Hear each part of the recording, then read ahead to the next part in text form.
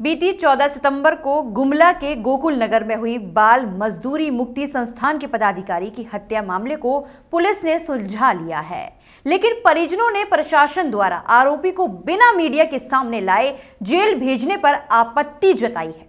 इसके विरोध में परिजनों द्वारा प्रदर्शन किया गया है। बीती 14 सितंबर को गुमला के पौष इलाका कहे जाने वाले गोकुल नगर में बाल मजदूरी मुक्ति संस्थान के पदाधिकारी मिथिलेश साहू की हत्या दिन दहाड़े कर दी गई थी, जिसकी प्रशासन ने गुत्थी सुलझा ली थी। पर मिथिलेश साहू के परिजनों ने प्रशासन के द्वारा हत्यारे को बिना मीडिया के समक्ष पेश कर प्रेस कॉन्फ्रेंस किए बगैर जेल भेजने पर आपत्ति जताई है और कहा कि प्रशासन द्वारा मुख्य आरोपी को मीडिया के समक्ष पेश नहीं किया गया और चुपचाप जेल भेज दिया गया, जिसके विरोध में परिवार द्वारा प्रशासन के खिलाफ प्रदर्शन किया गया। हालांकि परिजनों ने मांग की है कि मिथिलेश साहू के हत्यारों पर कड़ी से कड़ी कार्रवाई की जाए। कि प्रशासन के द्वारा ये जो पकड़े गए हैं वो उनका लिपापोती किया जा रहा है।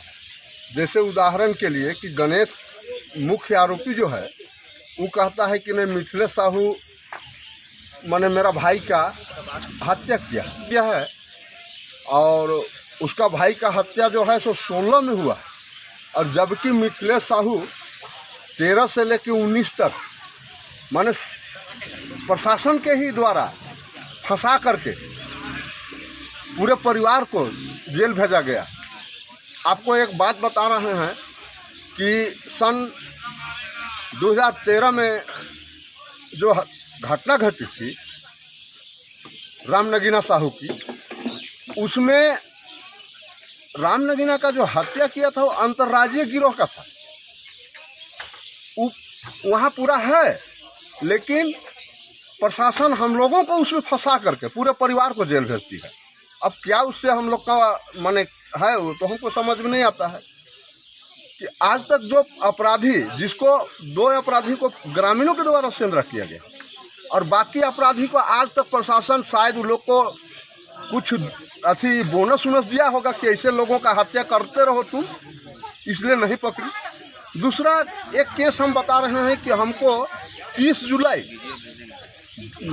जयरागी बाजार में गोली मार दिया जाता है।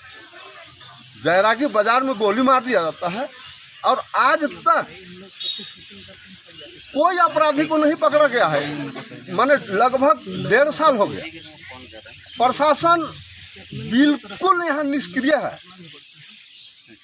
तीसरा एक मॉब ब्लीचिंग का जो घटना है, मॉब ब्लीचिंग करने वाला लोगों को छोड़ दिया जाता है, गौ हत्या करने वाले लोगों को छोड़ दिया जाता है और उसमें भी पूरा परिवार को फंसा दिया जाता है।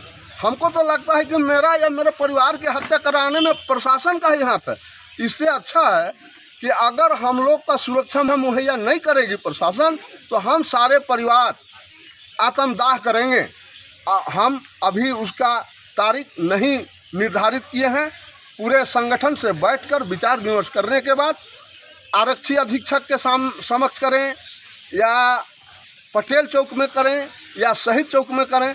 अपराधियों की गोली से मरने से अच्छा है कि हम पूरे परिवार एक साथ मरें। और एक चीज़ और हम बोल रहे हैं कि यदि मिथिलेश साहू हत्या किया है गणेश साहू का भाई का, गणेश तिवारी का भाई बीनू तिवारी का, तो कैसे हत्या किया है उसका जो FIR है उसमें नाम होनी चाहिए। मिथिलेश साहू का नाम उसमें होना चाहिए कि मिथिलेश साहू बीनू तिवारी का हत्या किया है। ये इस तरह से लिपापोती किया जा रहा है। एक परवीन साहू और शुभम साहू, एक कोई धान का चोरी किया है, एक पहला धान का भी चोरी किया है तो उसे प्रेस कॉन्फ्रेंसिंग किया जाता है, लेकिन परवीन साहू और शुभम साहू को अभी तक प्रेस कॉन्फ्रेंसिंग नहीं किया गया। इससे लगता है कि प्रशासन पूरा लिपापोती करके इस कांड को दबाना चाह रही है। तो हम तो पूरा परिवार सारे लोग हैं, हम लोग आत्मदाह करेंगे ही। क्या नाम है? मेरा नाम संजय कुमार साहू, स्वर्गीय मिथिलेश साहू के पिताजी, और ये श्रीमती दुर्गा देवी मिथिलेश साहू के माँ, ये रत्नेश साहू उनका सबसे छोटा भाई, ये अखिलेश साहू उसका मिथिलेश साहू से छोटा, और एक अवध साहू हैं, एक उनकी परिवार है और एक पोता है। इतने लोगों के हम लोग आत्मदाह करेंगे ही। अविनाश कुमार, मृतक मिथिलेश कुमार साहू का छोटा भाई हूँ। मेरे भाई का षड्यंत्रकारी तरीके से हत्या कर दी जाती है। इसमें मैं परवीन कुमार और शुभम कुमार के नाम से नाम देकर केस किया हूँ। इस केस में 3 लोग बाद में और पकड़े जाते हैं। गणेश तिवारी उसके बाद पकड़ा जाता है और 3 लोगों के द्वारा बताया जाता है कि 3 लाख मोटी रकम मिलने की बात बताता है गणेश तिवारी के द्वारा। गणेश तिवारी बोलता है कि मेरा भाई का हत्या मिथिलेश कर दिया है, जबकि मेरा भाई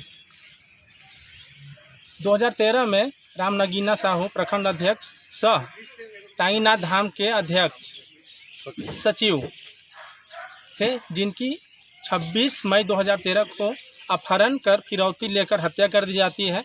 उसी में पब्लिक मूवमेंट हुआ था जिसमें डुमरी चैनपुर जारी के लोग सम्मिलित थे और अपराधियों का सेंधरा किए थे। ये अपराधी अंतर्राज्यीय गिरोह के थे। आज तक सेंधरा के बाद जो अपराधी बचे हुए आज तक नहीं पकड़े गए हैं। ये है प्रशासन का खेल। जबकि उस केस में 50 से 100 आदमी के विरुद्ध केस हुआ था। विरोध में जो सेंधरा हुआ या दंगा हुआ, उसमें 50 से 100 आदमी के खिलाफ केस हुआ था। उसमें मेरा भाई 2013 से 2019 तक लगातार गुमला मंडल कारा जेल में बंद थे। उस स्थिति में गणेश तिवारी का भाई दीनू तिवारी का हत्या मिथिलेश साहू कैसे कर सकता है या करा सकता है? एक षड्यंत्रकारी तरीके से मेरे भाई का हत्या कर दी जाती है और मनगढ़ंत कहानी बनाकर पुलिस इस केस को दबाने की कोशिश कर रही है। इससे ज़्यादा हम कुछ नहीं करेंगे और अपराधियों को गोली से मरने से अच्छा है सपरिवार हम लोग आरक्षी अधीक्षक के सामने समक्ष आत्मदाह करेंगे। हम आरक्षी अधीक्षक को पुनः एक आवेदन देकर रीसुपरविजन के लिए आवेदन देना चाह रहे हैं। आवेदन में क्या? आवेदन में लिखा हुआ है क्या हत्या का सही से जांच करने के लिए लिखा हुआ है।